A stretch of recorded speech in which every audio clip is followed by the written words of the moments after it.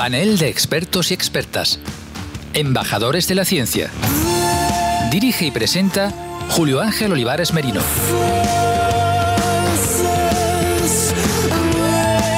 Saludos, ¿qué tal? Buenas tardes. 22 de, en este caso, mayo, ¿verdad? Un mes que nos lleva directamente a esta escena casi, este ambiente primaveral, ya pre-estival, en el que seguimos divulgando ciencia en este programa Panel de Expertos y Expertas en la radio de la Universidad de Jaén. Hoy además hemos querido atender a un tema, candente, en algunos casos yo diría que latente e invisible, y por eso queremos darle visibilidad plena en este programa.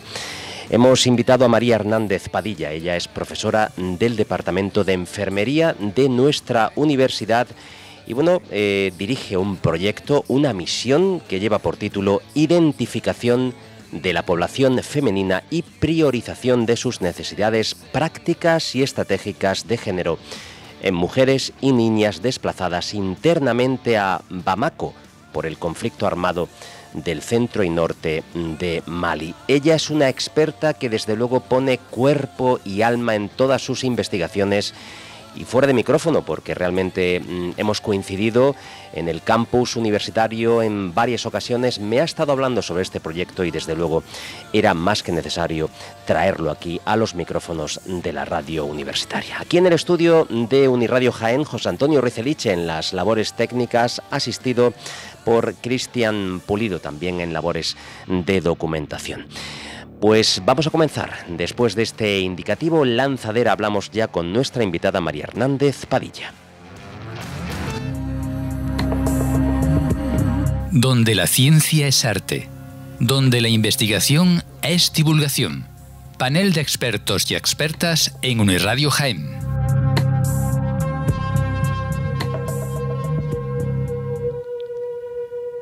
De vuelta ya aquí en el estudio de la radio universitaria de Jaén, hablamos en este programa, Panel de Expertos y Expertas, con nuestra invitada María Hernández Padilla, decía profesora titular del Departamento de Enfermería de la Universidad de Jaén. María, ¿qué tal? Bienvenida. Muchas gracias, muy bien.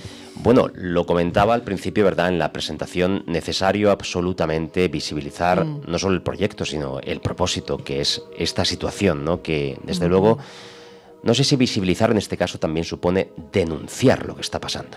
Sí, visibilizar es necesario y supone también una denuncia, en fin, un esfuerzo por abrir los ojos más allá de la realidad cotidiana, ¿no? Que muchas veces nos inunda y no nos deja mirar para otros lugares, ¿no? Cuando hablas de realidad cotidiana, aunque vamos a entrar en materia dentro de poquito, hablas de lo que es nuestro entorno más inmediato, ¿no? Hay otros mundos que parecen no ser realidad, pero que están ahí. Efectivamente, muchas veces vivimos tan inmersos en la cantidad de información que nos llega desde todos los ámbitos, ¿no?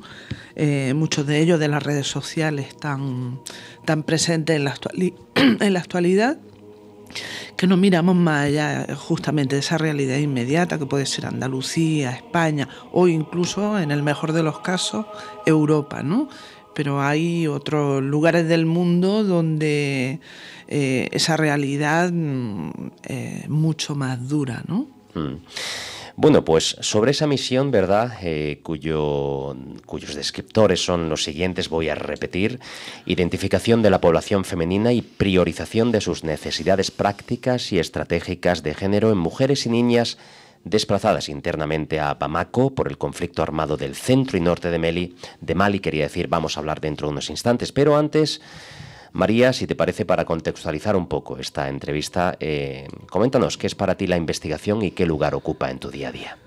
La investigación es una herramienta clave, ¿no? Y sobre todo clave en el trabajo universitario y en el trabajo por mejorar la vida cotidiana de las personas, donde quiera que estén, básicamente. Es una herramienta. Por lo tanto, forma parte de tu ADN, sin lugar a dudas. No sé si se puede hablar de eso, pero sí, es clave en el trabajo que qué hago, ¿no? Y clave en toda la gente que estamos aquí en la universidad, incluido tú, claro. Y además, dentro de tu labor investigadora, bueno, la línea, ¿verdad?, de investigación es clara, tiene 3 descriptores, en concreto género, salud y desarrollo humano. ¿Cómo interaccionan entre sí estos conceptos y, bueno, específicamente, a qué se refieren? Y ya digo, en combinación, ¿qué es lo que supone? Sí. Bueno, yo tengo una formación en salud, soy enfermera, soy psicóloga y me interesé hace mucho tiempo, me vengo interesando desde hace mucho tiempo por el campo del desarrollo humano, o como también conoce la gente, la cooperación internacional para el desarrollo, ¿no?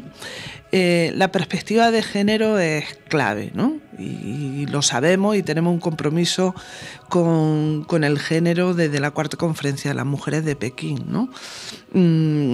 Antes de esta conferencia de Pekín, el sentimiento como mujer y como activista, ¿no?, feminista ya estaba ahí. Entonces, poder unir estos 3 ámbitos del conocimiento, ¿no?, la salud, el género y el desarrollo humano, pues es una oportunidad que, por ejemplo, el trabajo universitario proporciona, ¿verdad?, y que tiene todo el sentido.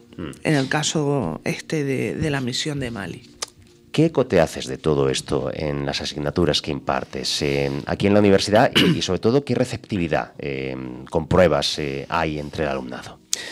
Pues total, yo lo integro totalmente porque en mi asignatura, que es una asignatura sobre salud mental, aunque también, bueno, a lo largo del tiempo hemos ido dando muchas asignaturas, la de género y salud, que creamos en su momento y que hemos dado durante años, ¿verdad? La asignatura de cooperación internacional en salud también, que también creamos y dimos, en fin, y nos vamos concretando luego en unas asignaturas concretas, ¿no? Yo nunca he dejado de ser profesora de salud mental, pero ¿cómo lo integro, por ejemplo? Al hablar de determinantes sociales de la salud, lógicamente hablo del género y de determinantes estructurales, como puede ser el nivel de riqueza, el nivel de pobreza, todas las desigualdades que genera el modelo económico, socioeconómico en el que vivimos, ¿no? La globalización que tiene un impacto tremendo a nivel de desigualdades en países como Mali, uno de los países más pobres del mundo. Por lo tanto, deberíamos decir que bueno, determinantes sociales y económicos que se conocen en el mundo occidental, desde luego, difieren bastante de los que, por ejemplo, caracterizan a países como Mali, ¿no? Es decir, la mujer hoy en día, la mujer en países occidentales o en países, digamos, de lo que se suele llamar primer mundo, a veces no tiene ni siquiera conciencia de lo que es la situación de estas mujeres en estos países. Con toda seguridad. Con toda seguridad. Y aunque los determinantes estén ahí, sean los mismos, sean compartidos, pero no en el nivel de desigualdad que opera en los países más pobres, como en el caso de Mali, ¿no? Cuando hablamos de desigualdades de género, las desigualdades de género en Mali son muchísimo más profundas. Y cualquier otro ámbito de la desigualdad, nivel de riqueza, una gran brecha, ¿no? También. Y una gran brecha entre hombres y mujeres. Acceso a la educación, pues también nos encontramos con una gran brecha y también brecha de género. En fin, infinidad de desigualdades que se profundizan en los países más pobres. Es evidente, María, asumo, que el subdesarrollo de estos países también, de alguna forma, encuentra una causa justamente en la desigualdad de género, ¿no? El hecho de que las mujeres no tengan acceso a la educación, no puedan realizarse y no puedan aportar al propio desarrollo de la sociedad, ¿no? Sí, porque además la desigualdad de género transversaliza todo tipo de desigualdades. Claro. Hay que tener presente que el género, o sea, aproximadamente, ¿no? La mitad de la población mundial es femenina y la otra mitad masculina, ¿no? Dejamos ahora, aparte que también eso sería objeto de otra charla, las identidades de género y cómo uno se siente mujer, hombre o cualquier otra cosa, ¿no? Pero en fin, la mitad de la población femenina, la otra mitad de la población masculina y por tanto esa diferencia transversaliza todas las otras desigualdades en las que pudiéramos pensar. Voy a citar de nuevo el título, ¿verdad?, de esta misión para que ya abordemos, nos sumerjamos justamente en todo lo que conlleva la misión Identificación de la población femenina y priorización de sus necesidades prácticas y estratégicas de género en mujeres y niñas desplazadas internamente a Bamako por el conflicto armado del centro y norte de Mali. Ya digo que son, pues explícitos, ¿verdad?, los contenidos, los descriptores, información más que fehaciente de lo que es la misión, María, pero supongo que tú tenías información previa antes de acudir a Mali. Una vez que viajas a Mali, todo esto, digamos, la situación que tú tenías en mente, toda la descripción de lo que allí está ocurriendo, ¿empeora incluso más? Es decir, ¿la situación es peor de lo que tú vaticinabas? Con Mali nos une una relación ya antigua. En 2010 propusimos un primer proyecto de lucha contra la mutilación genital femenina, y desde entonces conocemos, trabajamos y tenemos relaciones con mujeres de Mali, ¿no?, de movimientos asociativos de Mali. Entonces conocimos en 2010 la situación del país, que era un país también prioritario para la cooperación española, uno de los países más pobres del mundo, en aquel momento también. Tuvimos ocasión de conocer a sus mujeres, sus trabajos, cómo luchaban contra esta práctica tradicional nefasta, que es nefasta por sí misma, ¿no? Pero es que tiene repercusiones importantes para la salud de las mujeres a corto, medio, largo plazo, pero también afecta a otros ámbitos, su derecho a la educación, el derecho al trabajo, porque muchas veces las complicaciones de la práctica de la mutilación afectan la posibilidad de ir a la escuela, porque las niñas, por ejemplo, tienen fístulas y esto las segrega, ¿no? También puede afectar a la posibilidad de trabajar. Entonces, conocimos, con esta cuestión Mali.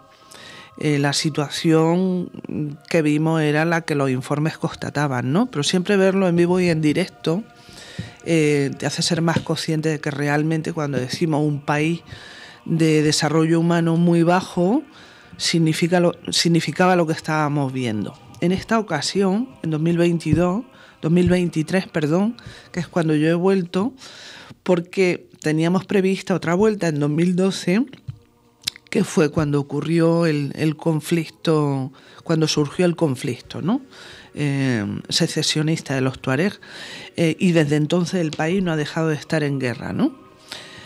He vuelto en 2023 y la situación que he visto es peor todavía. Y los indicadores de desarrollo humano lo atestiguan también, dan fe de esto, la situación es peor. Yo quería preguntarte, estamos ahí entrando ya en materia, has hablado sobre cooperación internacional, en algún caso, en varios casos hemos realizado entrevistas justamente en este programa, dentro de este ámbito, la frontera que nunca hay que traspasar, ¿verdad?, cooperar internacionalmente no supone imponer una serie de reglas para que no exista una especie de invasión imperialista. Has hablado sobre mutilación femenina. No sé si la excusa en este caso es en nuestra cultura, por lo tanto no nos impongáis lo que desde vuestro punto de vista objetivamente está mal. ¿Te refieres por parte de Mali? Por parte de Mali, sí. En Mali, respecto a la mutilación genital femenina, hay una visión doble. Por una parte de la población, incluyo también a las mujeres en esta visión doble. Una visión que reivindica los derechos de las mujeres por encima de las prácticas tradicionales. Entonces, este grupo de la población se opone a la práctica de la mutilación porque argumenta que el derecho de la mujer, el derecho a la salud, a la educación, al trabajo y puntos suspensivos está por encima de una práctica tradicional claramente nefasta y absolutamente documentada como nefasta, y luego otra parte de la población que reivindica la cuestión de la identidad femenina africana por encima de otro tipo de discursos que se consideran, pues eso, occidentales y basados en los derechos. El discurso de los derechos es visto por una parte de la población maliense como un discurso imperialista y por supuesto atentatorio contra esa identidad africana. Por lo tanto, hay mujeres que, digamos, se subyugan o admiten esta cuestión, entran dentro de lo que es esa dinámica, que desde luego debe ser imposición del patriarcado también, y se enfrentan también a esas otras mujeres que desde luego defienden, ¿no?, lo que es el derecho de la mujer como tal. Efectivamente, y de hecho la principal conclusión, iba a decir una de las principales, no, la principal conclusión de aquel informe sobre mutilación es que había una profunda segregación entre grupos de mujeres, en el discurso y en los hechos también. Esto resta, evidentemente, el poder. Claro, resta poder en la lucha contra la mutilación. Claro. Lo frena, sí. Y en este caso el discurso es gubernamental, ¿no? Quiero decir, el que apoya lo que es la ablación. Según los gobiernos de turno, pero en fin, en este momento es muy difícil. Mali es un país que está en el ámbito de las Naciones Unidas, ¿no? Entonces es muy difícil sostener el discurso de la ablación, a favor de la ablación, pero aunque no se defienda esta práctica de la mutilación genital, bueno, sotto voce sí se puede defender, y de hecho se defiende. Has dicho antes que tenéis contacto con movimientos asociativos de Mali, que tenéis contacto con mujeres. Yo no sé si es que he pensado que la situación era extremadamente grave allí y de falta de libertad límite, pero mujeres en Mali pueden contactar con vosotros o vosotras, contactáis con ellas a través, por ejemplo, de las redes sociales, etcétera, etcétera. Ellas pueden expresar libremente. Sí, de hecho, nosotros tenemos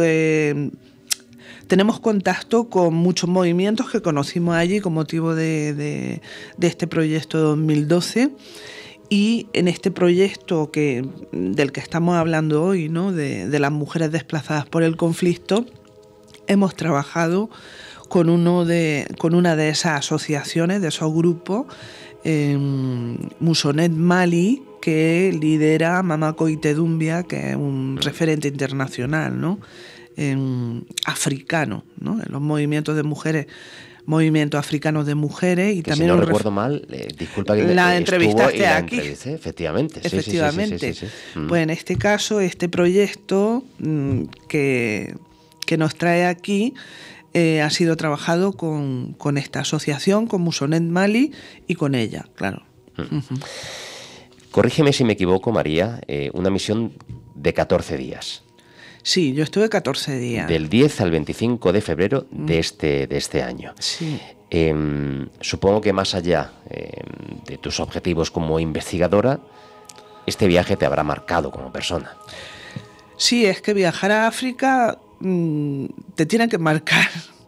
Yo creo que si alguien es mínimamente sensible, lo marca, ¿no? Porque ahí aparecen, pues bueno, todas las peculiaridades de la geografía, de la historia también, en fin, de la política, de la economía, ¿no? Y entonces tú todo eso que puedes leer en cualquier libro fantástico, en cualquier ensayo, lo ves en vivo y en directo, te tiene que marcar, seguro. Vamos a viajar contigo a ese lugar, a Bamako. Has hablado sobre localización geográfica. ¿Cómo es ese área? Descríbenos. Árida. Porque el Sahel, Mali, está atravesada por la franja del Sahel, que se llama.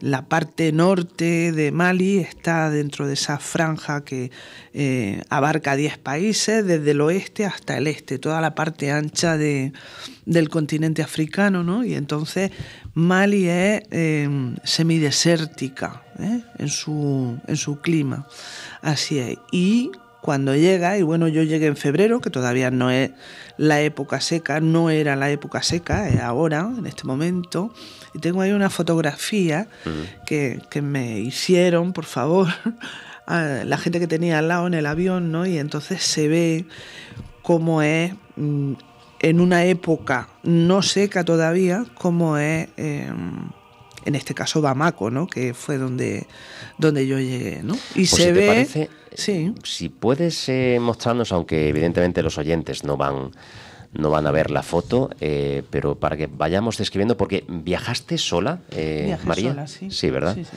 Viajas en avión, quizás desde Madrid o desde Málaga. Desde Madrid, París, Ajá. París, Bamako. Ajá. Sí. Y notas justamente al llegar al aeropuerto que todo cambia. La aridez. Es como, no sé, en el mes de agosto es algo más todavía, ¿no? Pero en el mes de agosto, como cuando aquí está todo seco, la hierba seca, ¿no? El aire caliente que parece que va a saltar una chispa en cualquier momento, así era, ¿no? Y claro, eso verlo en febrero... ¿Tú crees que esto influye en el carácter de los habitantes del lugar o están más que acostumbrados? No, están acostumbrados, o sea, conviven con ese clima, pero bueno, lo llevan, saben que este es el clima de su país y lo llevan además muy bien, ¿eh? Sí.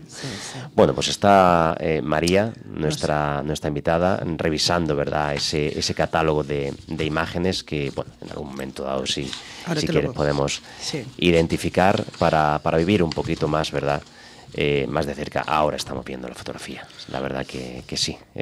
Planicie árida, seca.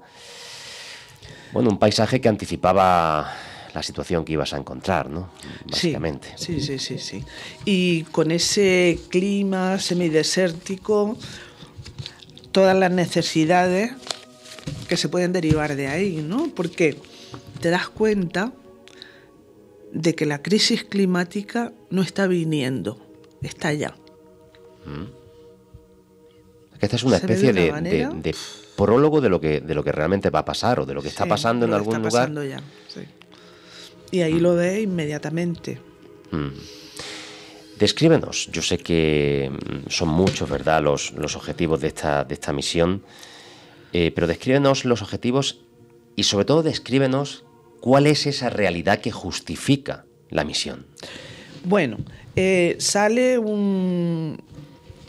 una resolución del Vicerrectorado de Estrategia y Gestión del Cambio en noviembre para realizar misiones de reconocimiento en cualquier país del mundo con los cuales la cooperación española tenga interés, ¿verdad? Y entonces, lógicamente, hay determinados países que son prioritarios para la cooperación española.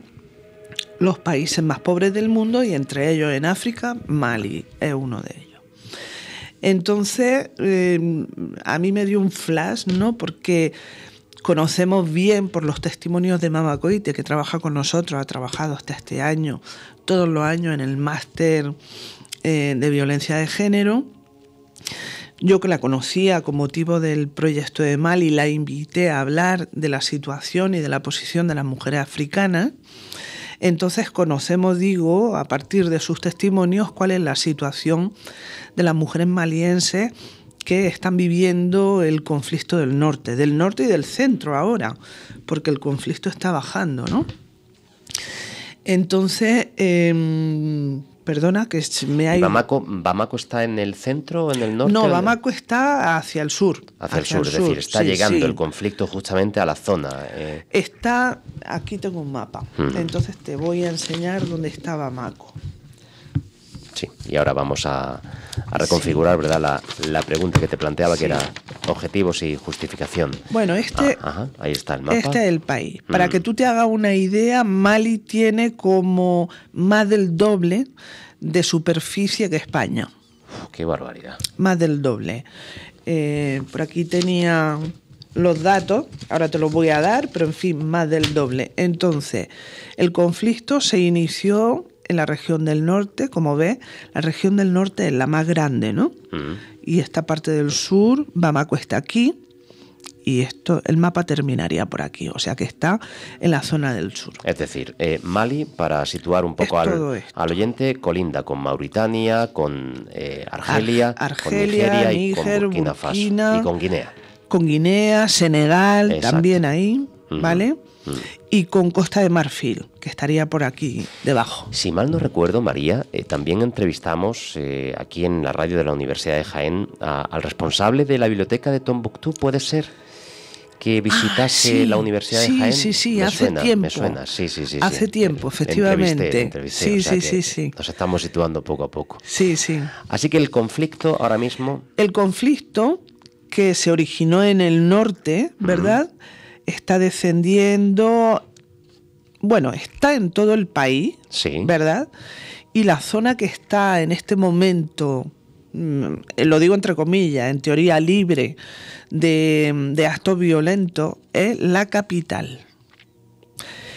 Por todas las regiones hay acciones violentas, más o menos localizadas, ¿verdad? ¿El enfrentamiento es entre...? Bueno, el enfrentamiento es muy complejo.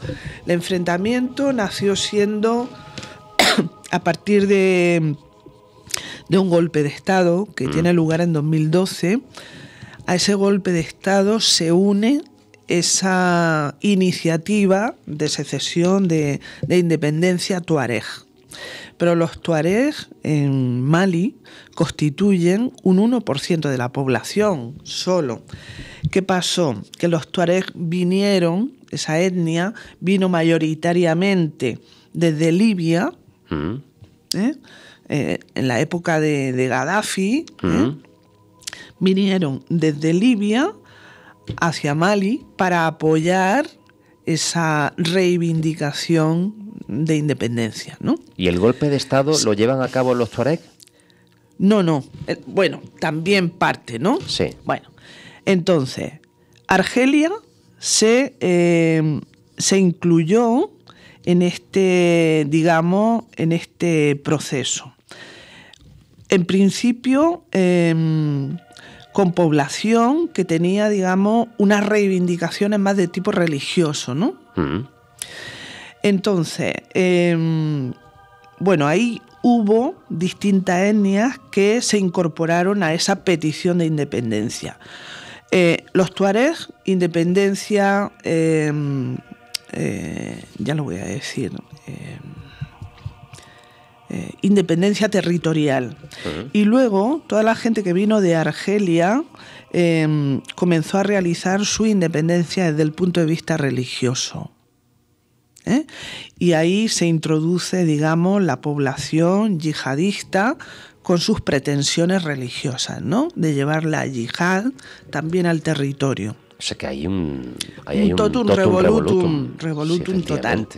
Esta región del norte de Mali, que había sido una zona de paso tradicional de las caravanas de comercio, ¿no? Que está muy despoblada, porque lógicamente todo esto es desierto, la zona de... Entonces, a este conflicto, que en principio fue territorial y luego religioso, se han unido las redes de comercio internacional, redes criminales, ¿no? Entonces, por esta zona circula el tráfico de armas, el tráfico de personas para ser explotadas sexualmente y el tráfico de drogas.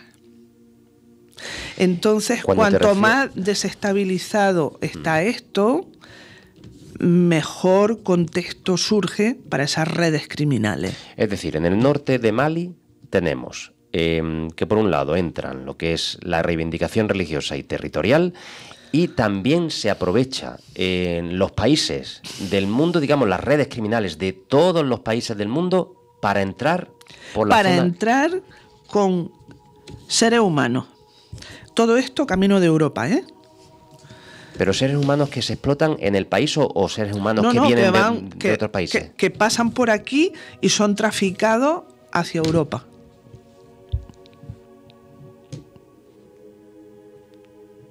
La economía criminal se está instalando aquí. Porque yo te iba a preguntar... Y en todo esto se han unido otras reivindicaciones de grupos étnicos de la región.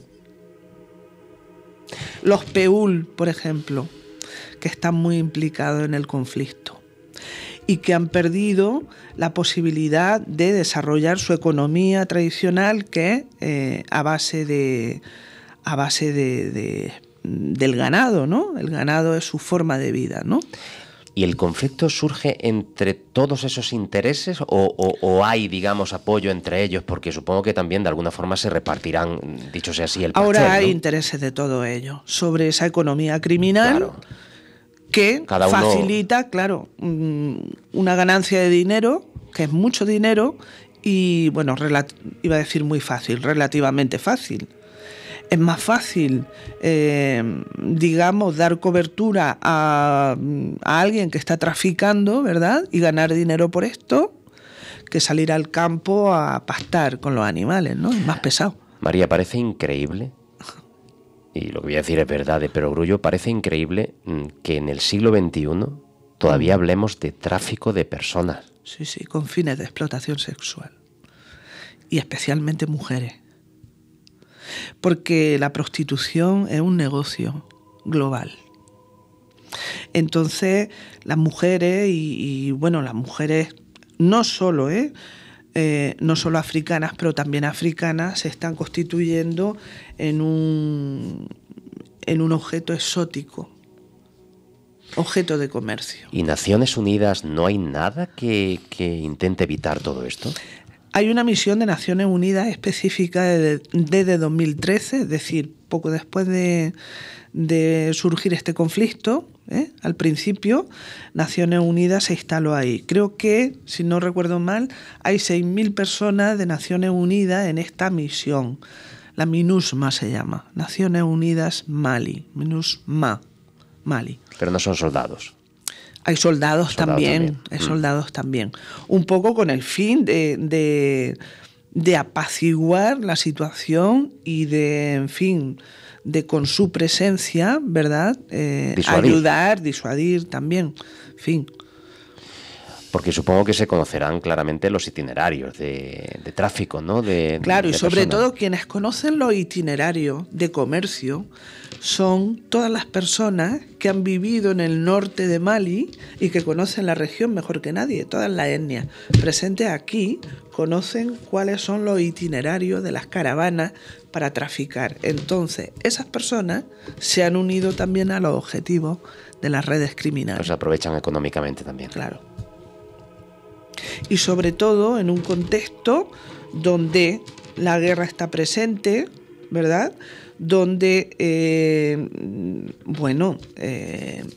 la sequía es una realidad, donde es difícil, ¿verdad?, es difícil cultivar porque no hay agua, porque estamos en una situación de emergencia climática, donde los animales no pueden pastar porque no tienen nada, donde quizás los animales no pueden comer porque los campos, los que había, han sido quemados por las guerras estas, por los conflictos, por las partes contendientes. Entonces es una situación extrema desde todos los puntos de vista. María, no sé si voy a ser yo también extremo con lo que voy a decir, pero me da la sensación de que Mali se ha convertido en un no lugar, un espacio simplemente de tránsito, como un puente para esas mafias. Y yo quería preguntarte, si conocemos los itinerarios, conocemos también probablemente el origen, de dónde viene todo ese tráfico, ¿conocemos también el destino?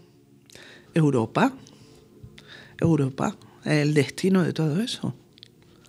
Y por supuesto el tráfico de armas, pues claro, el lugar donde van las armas es justamente al continente, ¿no? Pero ¿por dónde entran?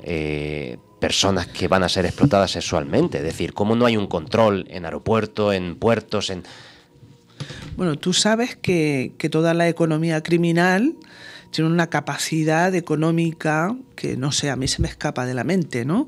Entonces, bueno, el dinero está también para comprar a quien se necesita, ¿no? Sí. Y en ese estado de cosas viven más de 21 millones de personas. Eso por hablar de Mali, porque es toda la región una patata caliente. El objetivo es desestabilizar toda la región. Y bueno, como se suele decir, ¿no?, en España, en el refranero, a río revuelto, ganancia de pescadores, ¿no? Claro. Pues eso. Lo que interesa es que todo esté lo más desestabilizado posible para poder seguir desarrollando y estableciéndose, digamos, haciéndose fuerte esa economía criminal en una zona que es tremendamente rica en recursos. Bueno, es que eso te iba a preguntar. No es solo eso, sino que además es una zona rica en recursos. Recursos, oro, claro, te voy a decir, no todo tipo de recursos. Oro, uranio, petróleo, hierro, fosfato, bueno, todo tipo de recursos.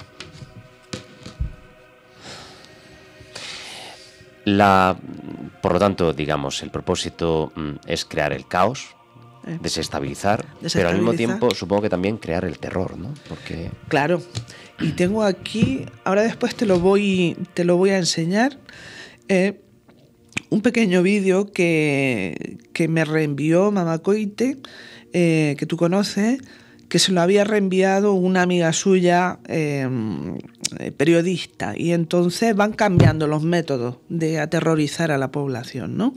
Y uno de los que utilizan últimamente, que es bastante factible, pues van en moto por las regiones por las que actúan y llegan a un lugar donde hay una aldea, imagínate, ¿no? Y entonces, digamos que reúnen a la aldea en un espacio y bueno, siempre van con el fusil, ¿no?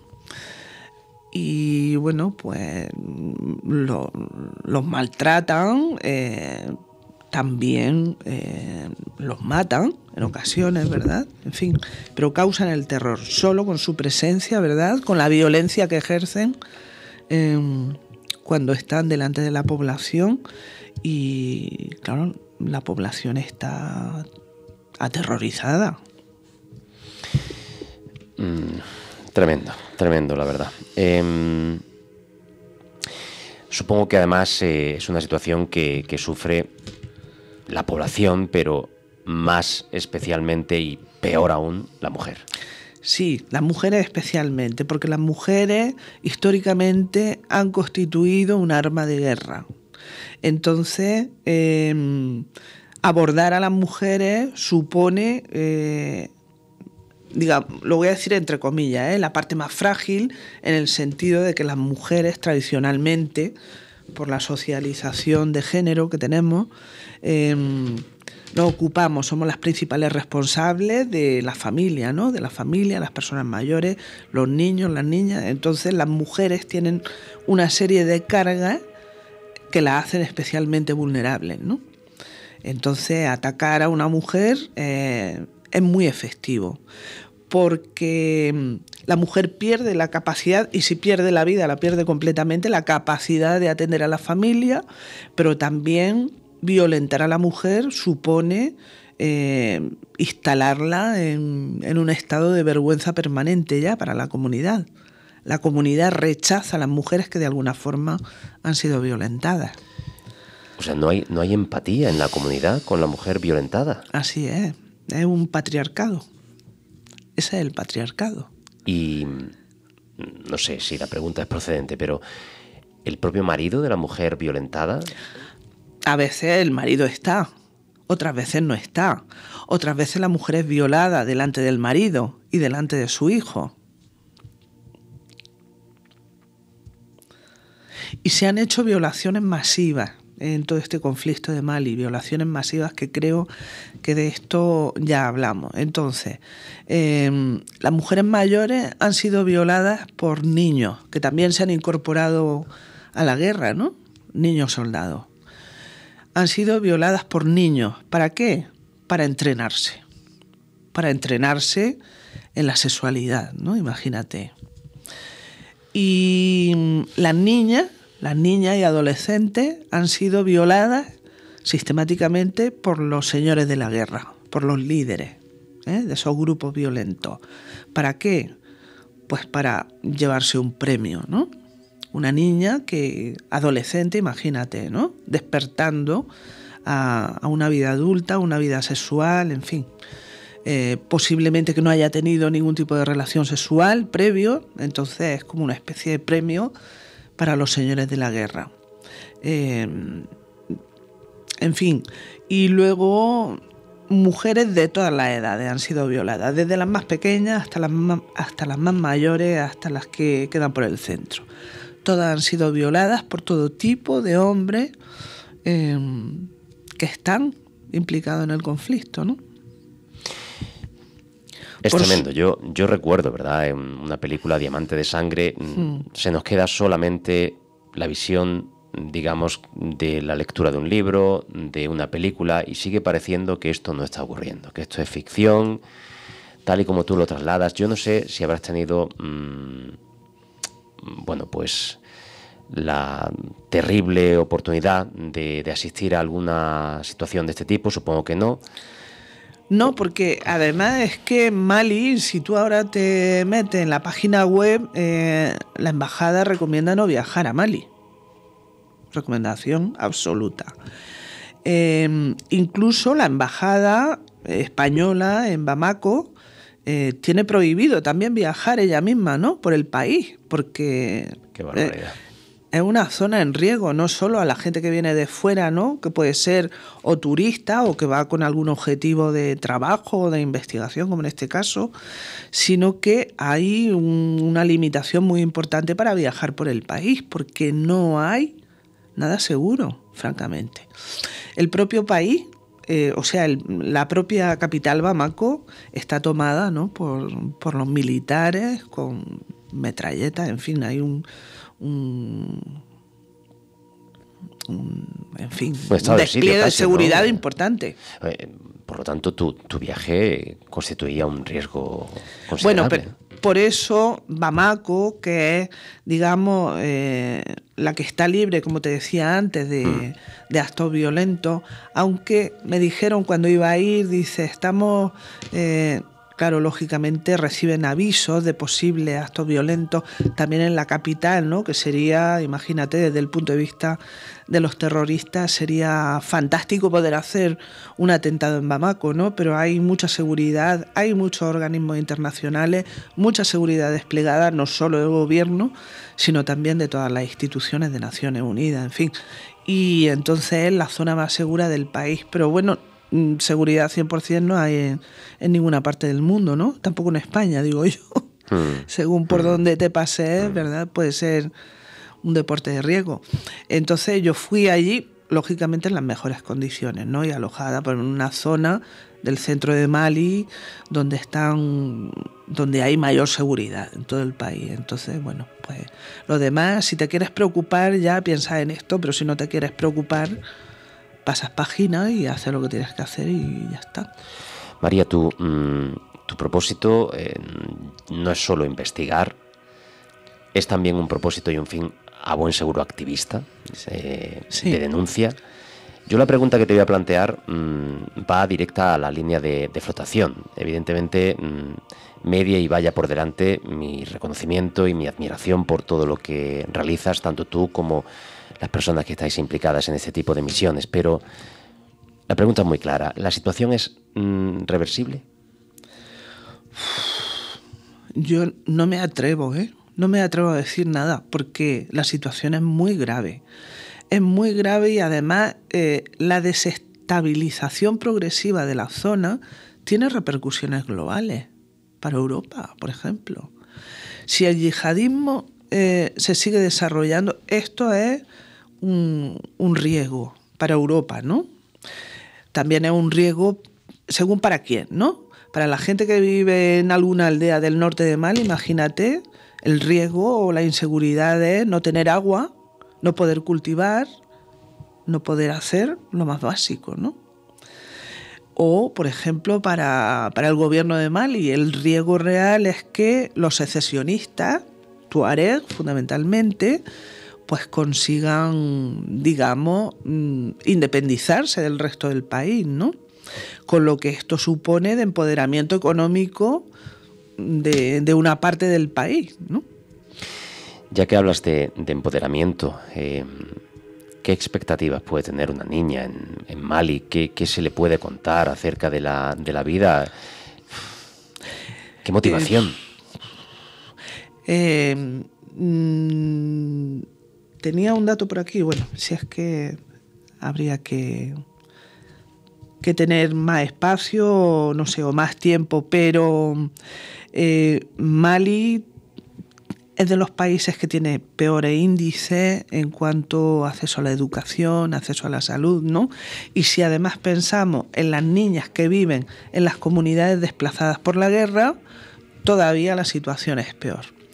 Muchas niñas y mujeres salen, por ejemplo, a las 4 de la mañana para rebuscar en la basura. ¿Qué es lo que buscan en la basura? Por una parte buscan algo que poder comer y por otra parte buscan también plásticos para poder revender, para encontrar algo de dinero para poder comer. Aquí el objetivo es poder comer algo. Entonces, esas niñas y esas mujeres en ese camino a las 4 de la mañana, ¿verdad? Porque claro, con la basura no se puede estar a las 12 de la mañana rebuscando, ¿no?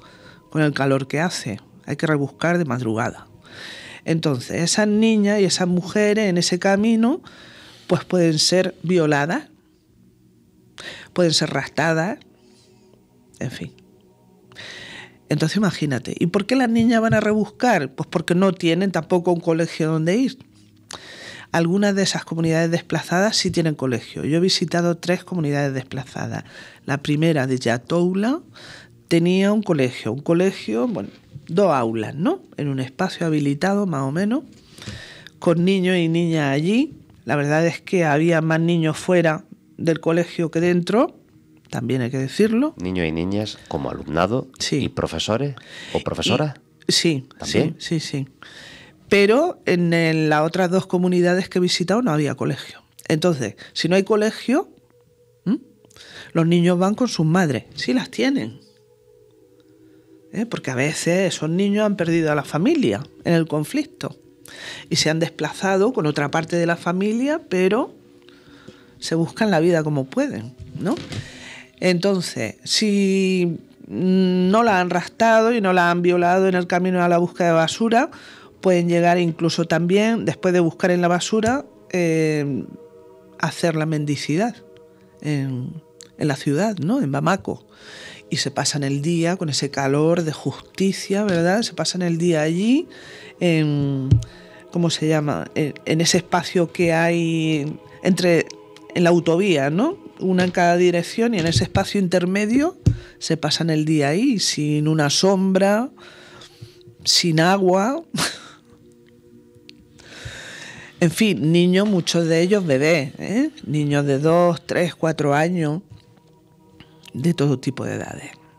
Entonces, bueno, no hay colegio, pues la opción es salir a buscarse la vida. ¿Qué fotografía escogerías? ¿O qué recuerdo para mostrarlo al mundo, para denunciar la situación? Yo tengo una que te la voy a enseñar ahora mismo. Te lo voy a enseñar. Estoy buscando una foto que era en la que me había venido del despacho con esa foto. Digo, esta. Es que son muchas. Son tantas las fotografías que he hecho, pero tengo... O sea, son fotografías que tú sacaste allí. Sí. Entonces, bueno, es una, pero tengo varias. Y voy a ver si la localizo. No sé si mientras tanto... Estas mujeres, cuando tú hablas con ellas, de alguna forma se sienten amparadas, ven una luz, una esperanza. No, incluso me dijeron... Recelan, quizás. En una de las comunidades me dijeron, aquí ha venido mucha gente a hablar con nosotros. Entonces, nos gustaría saber si esto va a ser una una vez más? ¿Se va a servir para algo? ¿O qué? Entonces, en fin, eso te parte, ¿no? Cuando te dicen eso, porque realmente estás viendo que la necesidad es para ayer. O sea, tú la estás viendo hoy, estás hablando con ella y te das cuenta de que la necesidad es para ayer o para anteayer. Es decir, que ya se va tarde, ¿no? Y entonces es difícil, ¿eh? Es difícil. No. Bueno, pues María está buscando, ¿verdad?, esa fotografía que yo le pedía, posible epítome de lo que sería la denuncia, esa que pudiese mostrar al mundo para, bueno, pues para que nos fijemos en lo que está ocurriendo allí. La verdad que para mí está siendo una entrevista que de todas va a ser un punto de inflexión. Bueno, pues nos está mostrando la fotografía. Imagínate esto cuando... Ese día creo que teníamos 39 o 40 grados. Serían como las 12, las 12:30. ¿Y es una niña o...? Una niña. Pero te podría enseñar otra. Esta es la segunda comunidad que visitamos, Faladí, y era tremenda porque este tipo de comunidades se llaman de autoinstalación. Llegaron huyendo del conflicto, ¿verdad? Y además sin documentación ni nada. Y este es uno de los problemas principales, ¿no? Que salen sin documentación, lógicamente, para salvar la vida, ¿no? Y entonces cuando llegan, en este caso a Bamako, no tienen documentación. Y entonces, claro, es básica la documentación para tener acceso a los derechos más básicos, ¿no? Entonces, bueno, es indescriptible el calor y el olor de esta comunidad de autoinstalación. Pues se situaron, yo creo que sobre montones de basura. Debería ser, por lo que yo vi, una zona donde la gente deja la basura, ¿no? Y sobre eso, pues fíjate, todas estas chozas que están hechas con plástico, fundamentalmente plástico. Imagínate el calor que puede dar eso, ¿no? Y esto en zona seca no, bueno, es problemático obviamente porque el nivel de insalubridad que hay aquí es impresionante. Sin pero luz, lógicamente, ¿verdad? Sin luz. Sin luz, claro. El agua tendrán que ir a algún sitio. Y el agua no tienen grifo, entonces el agua la traen pero en bidones. Entonces, claro, todo lo más básico es una odisea, ¿no? Poder sobrevivir ahí. Pero luego, en época de lluvias, todo esto se inunda. Entonces, imagínate la situación de insalubridad con todo inundado, ¿no? Y ese es el día. Prolifera todo, ¿no? El paludismo, por supuesto, las enfermedades diarreicas están a la orden del día. Y por supuesto en un estado de falta de alimento permanente, de hambruna. ¿Cuántas fases tiene la misión, María? Bueno, la misión está financiada, como te decía antes, por la Universidad de Jaén. Lo que establece la norma es que a partir de esta misión de identificación tendríamos que presentar un proyecto de cooperación internacional a la Junta de Andalucía en la siguiente convocatoria. Entonces, bueno, pues esta sería la siguiente fase. Mientras tanto, porque claro, cuando vienes de allí dices, bueno, mientras llega la convocatoria de la Junta de Andalucía, ¿qué podemos hacer, no? Y entonces estamos viendo la posibilidad de pedir ayuda a la Diputación Provincial en su fondo de ayuda de emergencia a través de la coordinadora de ONG. Entonces vamos a ver si, una vez que pasen las elecciones, porque también hay que descender a la realidad de aquí, ¿no? A ver si se puede armar algún tipo de ayuda sobre estas necesidades que son de urgencia extrema. Cuando hablas en plural, cuando hablas en primera persona del plural, vamos a, en este caso, ¿tienes un equipo? ¿Tienes más gente que...? Bueno, la misión de identificación la he hecho yo sola, porque entre otras cosas lo que financiaba la Universidad de Jaén no daba ni siquiera para dos. Ya. ¿No? Entonces se ha cubierto lo que es el viaje, el vuelo, la estancia una semana, ¿eh? La otra semana la he pagado yo.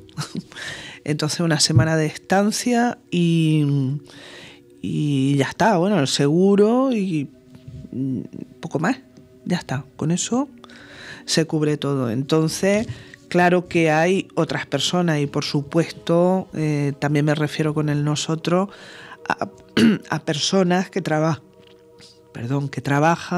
en la cooperación al desarrollo en Jaén, que pertenecen a ONG de Jaén y que con las cuales se puede contar, pero también con ONG que están allí sobre el terreno y que son españolas y de las cuales formamos parte, como por ejemplo Medicum Mundi o cualquier otra ONG española que trabaje sobre el terreno también. Eso ya hay que verlo más despacio, pero en fin. María, tú y yo hemos hablado sobre esta cuestión que te voy a plantear. Supongo que para ti el concepto de el activismo feminista implica claramente el tener una panorámica no solo local, sino también internacional. Claro, sí. Es necesario porque conocer la situación de las mujeres en el mundo no pasa solo por conocer la realidad de Europa, que no. Y también, porque en Europa hay mucha pobreza y mucha desigualdad también eso, ¿no? Pero hay continentes que son continentes olvidados y África es el paradigma. Entonces, hay que conocer, ¿no? Pero bueno, también es cierto que cuando existe ese compromiso con otras regiones que son regiones más olvidadas, pues, no sé, África o te atrapa o no te atrapa. Y a mí me atrapó hace ya mucho tiempo, antes de 2012, ¿eh?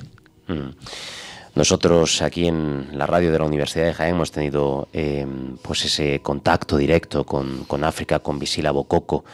Hemos hecho documentales, ¿verdad?, para reivindicar justamente la riqueza y todo, bueno, el patrimonio y todo el potencial que tiene, tanto humano como económico como artístico.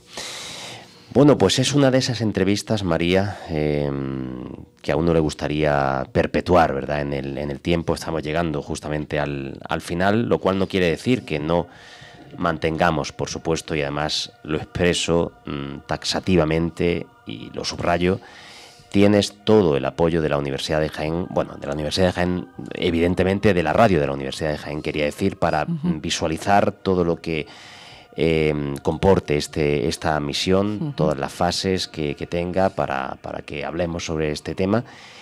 Y también, sí, de alguna forma, la radio, porque yo te iba a preguntar, la misión evidentemente es operativa, efectiva, pero quizás haya otros medios, ¿no? Como que el hecho de medios de comunicación que puedan denunciar. Sí, la capacidad que tiene la radio de visibilizar esta situación es... Bueno, yo entiendo que mucha, no sabría ponerle cifra o calibrarla justamente, pero obviamente el impacto de un programa de radio y bueno, partiendo de la sensibilidad por la parte de la oyente y los oyentes, pues creo que puede ser muy, muy importante, ¿no? Y eso pues puede ser también un movimiento, ¿no?, de presión, también de activismo más amplio, ¿no? Aparte de personas concretas haciendo este tipo de acciones. Pues enhorabuena por persistir, por desde luego buscar estos fines, estos propósitos. A veces es mucho más fácil, ¿verdad?, decir ¿qué podría yo hacer? Realmente es imposible cambiar la situación, así que vuelvo a lo mío, al día a día y allá, ¿no? Ha sido un verdadero placer, María Hernández Padilla. El placer es mutuo. Seguiremos en contacto, por supuesto, hablando sobre estas cosas. Ojalá que la situación mejore y que esta misión pues llegue a buen puerto. La verdad es que el concepto de misión me sorprendió. Al principio pensaba en proyecto, después empecé a pensar en eso de la misión, que es una aventura que realmente implica mucho, ¿no? La misión. Sí, y es que una misión está perfectamente definido. Así lo define la Oficina de Cooperación, ¿no? La convocatoria, se llama así. Pero es que es justamente eso, sí. Y yo quería darte las gracias, y a la radio en su conjunto, ¿no?, y a ti en particular, por la sensibilidad que muestras también con todos los temas de desarrollo. Y bueno, aquí somos cada vez más, ¿no? Unas cuantas las personas que estamos empeñadas en decir que otro mundo es posible. Súmanos, sin lugar a dudas. Ahí estamos, contando con vosotros. Ahí estamos, sin lugar a dudas, María. Sí.